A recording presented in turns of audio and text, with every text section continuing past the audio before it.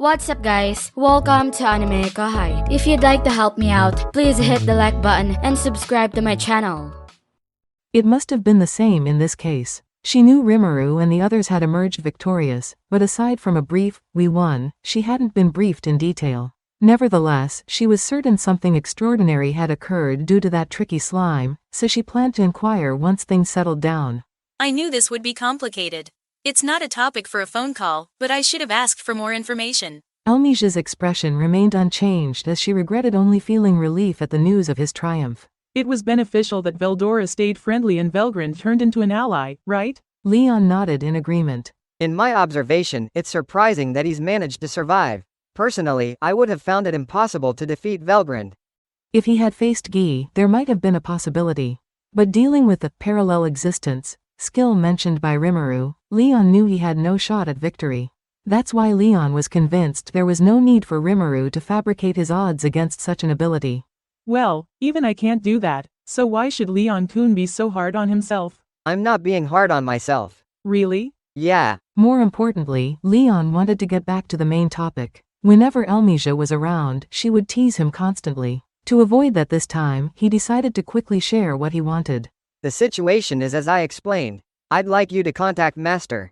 Mother, hey. She understood Leon's message. As long as he possessed the ultimate skill, Purity King Metatron, he couldn't escape Michael's control. They needed to act before the enemy discovered his power. Elmisia's knowledge wasn't enough for this task, so he decided to seek Sarian's highest wisdom. However, Sylvia was elusive and skilled at covert actions. Even the Magus leaders might struggle to find her. With magic communication cancelled, I can't contact her. She does appear once a year for discussions, but it's hard to keep in touch. Regularly actually meant once a year due to certain reasons Elmisia never found inconvenient. It wasn't common for them to rely on Sylvia to solve problems. There was a secret method for emergencies, but... So, it's not possible? Elmisia sighed at Leon's direct question. As Sylvia's apprentice, Leon was like a little brother to her. I'll try my best, but it might take up to 6 months in the worst-case scenario. Okay, that's fine. Upon Leon's agreement, he stood up. You're leaving? I'm done here. Elmisia smiled, hoping Leon would relax more. She accepted that his clumsy way of life was just how he was. After Leon departed, Elmisia made sure to fulfill her promise to him. She contacted the royal guards immediately and requested an urgent meeting with Sylvia. Both Elmisia and Sylvia bore an uncanny resemblance to each other, which allowed them to switch roles as the emperor, granting each other free time when needed. Oh, she's definitely going to be mad at me. If Elmisia were in Sylvia's shoes, she would have certainly been enraged by someone encroaching on her free time. This is why she understood her mother's frustration. Despite being prepared for Sylvia's complaints, Elmisia stood by her decision, believing it was the right choice given the circumstances. It was an unprecedented situation, as even Demon Lord Guy had agreed to accompany Leon on his journey, a significant event considering Guy's usual residence in the permafrost. Honestly, this is the first time I've been in such a dire situation. Elmisia pondered on the future, consumed by feelings of melancholy. Volume 18 Chapter 2. A Short-Lived Everyday Life. Part 1. 5 months had passed since the events of Walpurgis. During this relatively peaceful period, there were no signs of Michael making any moves. While I had been concerned about losing track of Feldway and his allies, I tried to stay optimistic, believing we had the opportunity to bolster our defenses. In fact, I had been attempting to reach out to Dino since then. The means of contacting him was through the curse spell that Zijin had carved into him. As Seal-san explained, Zijin and Dino were connected by this curse, allowing me to communicate with Dino. When I was told this was easily doable, I couldn't help but feel a bit skeptical, but I decided to seize the chance. I immediately reached out to Dino. Truthfully, I would prefer to have him closer to the enemy camp, as I believe he could provide us with valuable information from within, rather than being a potential burden on our side, despite the tasks he had been carrying out for Ramirez. As the saying goes, what one should really fear is not a competent enemy, but an incompetent ally, and Dino certainly fits that description. So, the conversation that followed went as such. Hello, Dino-kun. How have you been? I inquired, knowing this would catch him off guard. Dino seemed to panic, understandably startled by my sudden telepathic contact. Rimuru-san? Is that really you? He responded, sounding surprised. The one and only. I replied, making it clear I was in control of the situation. What is the purpose of this? I am quite busy at the moment. Dino said, his discomfort evident in his tone. I couldn't help but smirk, determined not to let him off the hook. Now, Dino, I've heard some troubling rumors about you. I understand you've been picking fights with me. I stated, seeking to confront him directly. No, I mean, I did get into a bit of a scuffle, but it wasn't as serious as it may have sounded. Dino tried to explain himself. I'm not interested in your excuses. Honesty is what matters most here. I said, cutting him off. Honesty, you say? Dino replied, his voice tinged with unease. Yes, I've heard you led intruders into Ramirez's labyrinth, causing quite a ruckus. And on top of that, you even plotted to kidnap Ramirez herself. I revealed, my tone laced with accusation. I smirked, knowing I had cornered Dino and would not be letting him off easily. Well, you see, I had to do it because I was ordered. I already told you I don't want to hear any excuses. Yes, I'm sorry. It was difficult to determine which of us was truly the villain here, but as a demon lord, I wasn't overly concerned. Incidentally, Dino was also a demon lord, so my conscience remained conveniently untroubled. Dino's reaction was sluggish, as if he was realizing his actions were misguided. Seizing the opportunity, I initiated negotiations.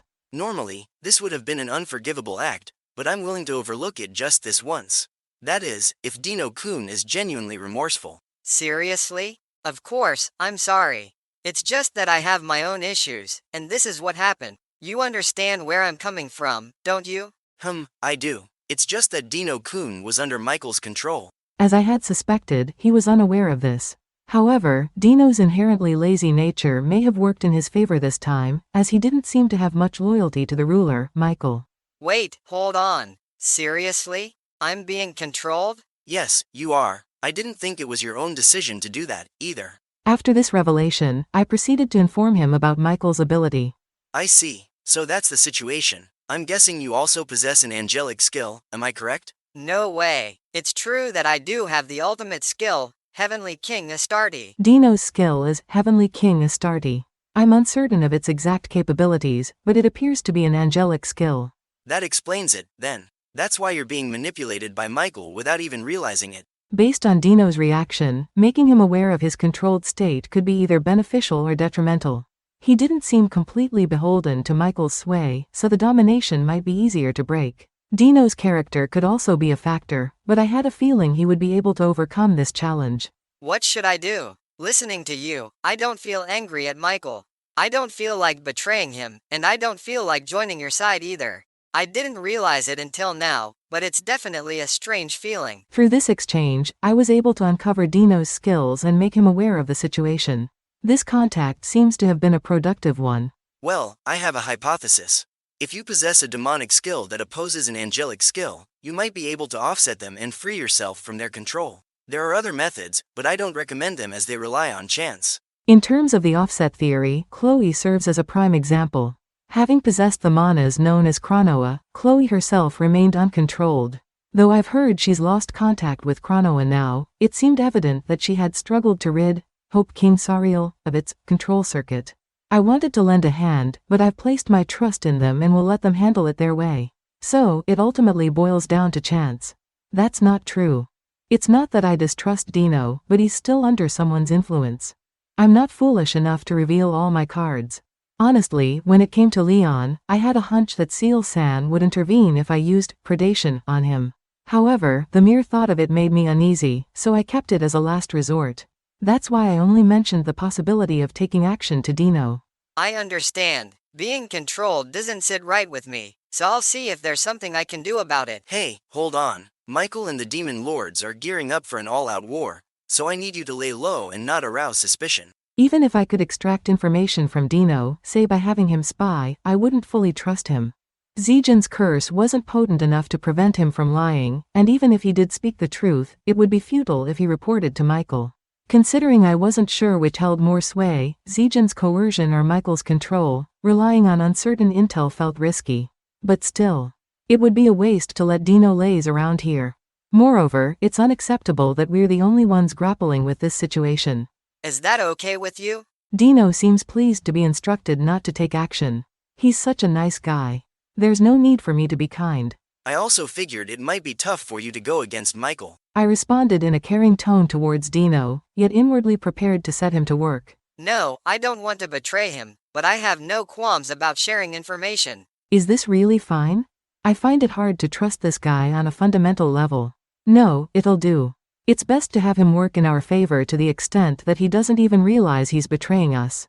No worries, you don't have to do anything. Seriously? What about that whole sincerity spiel from earlier? I've been steering the conversation pretty well. Using Dino's innocence to get him to cooperate seems to have been the right call.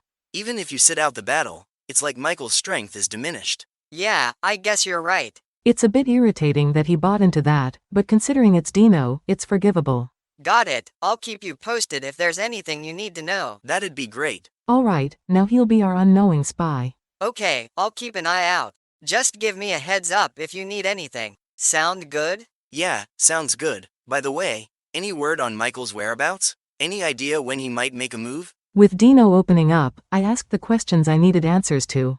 I could tell if he was lying, so as long as he kept quiet, his info would be solid. Yeah, he's probably asleep. He absorbed Velgrin's power and also Velzard's. I guess it took a toll on him, and he passed out. Wow, that's valuable intel. I figured he'd weaken Velzard first, that impatient guy. I heard about her scrap with Guy, so she might have been weakened. But it sounds like neither of them went all out, which was too much for Michael. And so, Velzard lost her dragon factor. If that's the case, Michael might have changed somehow, so we should be cautious. What I'm curious about is... What about Velzard? She's recovering too. Should be back to normal in a few days. I see. The threat of a surprise attack seems to have faded, but true dragons are resilient. Though I doubt there'll be a full-scale attack until Michael, the commander, is back to normal. Alright, thanks. It's no biggie. I had more questions, like about enemy numbers, but I decided to leave it at that. Better to appreciate Dino's willingness to talk. He'll be a valuable source of info. Alright then, I'll catch you later. That's it for this video, guys. Thank you for always watching my videos and supporting my channel. A big thanks to the AnimeKouhai patrons who made this video possible.